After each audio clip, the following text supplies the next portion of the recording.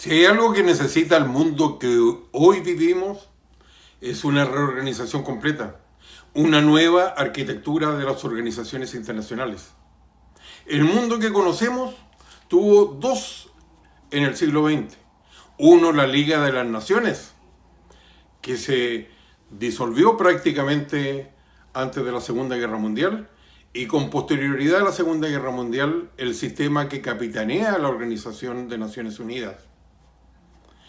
Pero hoy día y desde hace años ha demostrado su total obsolescencia.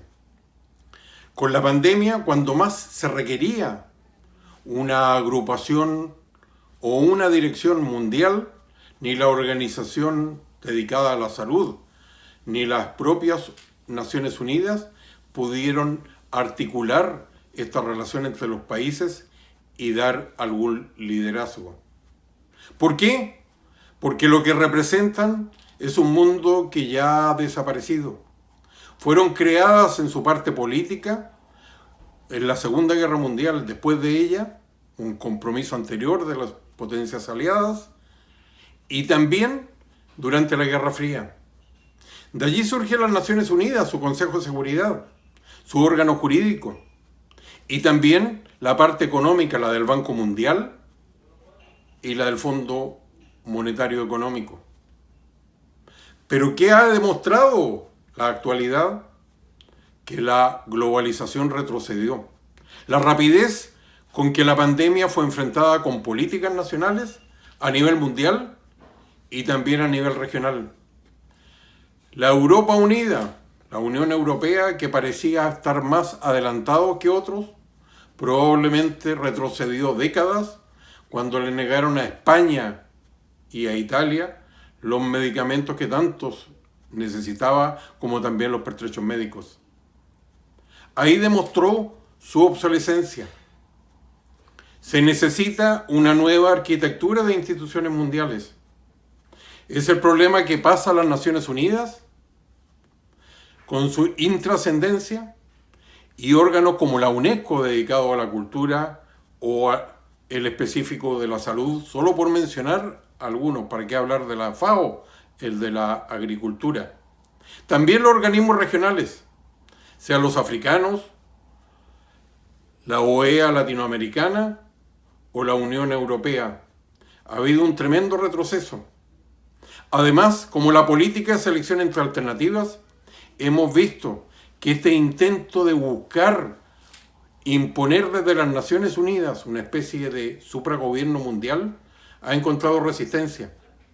Son los llamados populismos o, más bien, como reacción a la globalización o al globalismo, países donde sus políticos dicen colocar primero a ellos mismos.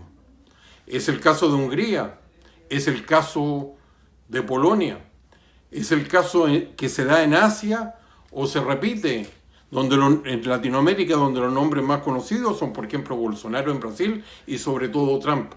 Pero son una expresión de algo que debe ser abordado. ¿Qué ha pasado con las Naciones Unidas? Que cuando existió la Guerra Fría, era tan la diferencia de opiniones entre la entonces Unión Soviética, la extinta Unión Soviética y Estados Unidos, que la burocracia tenía muy pocas posibilidades de inmiscuirlo. Pero cuando ocurrió la caída de la Unión Soviética, el disparo económico de la globalización, al interior de las Naciones Unidas empezaron a surgir propuestas en una dirección determinada, donde los viejos tratados han sido reemplazados por la llamada ley suave, la soft law, que supuestamente no comprometen nada a los países, pero al final sí se termina imponiendo.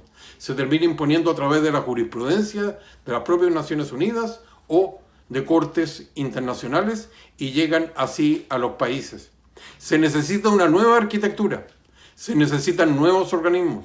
Probablemente va a ser algo muy parecido, pero que sea un reflejo del mundo que vivimos y no el fracaso que hemos observado durante la pandemia.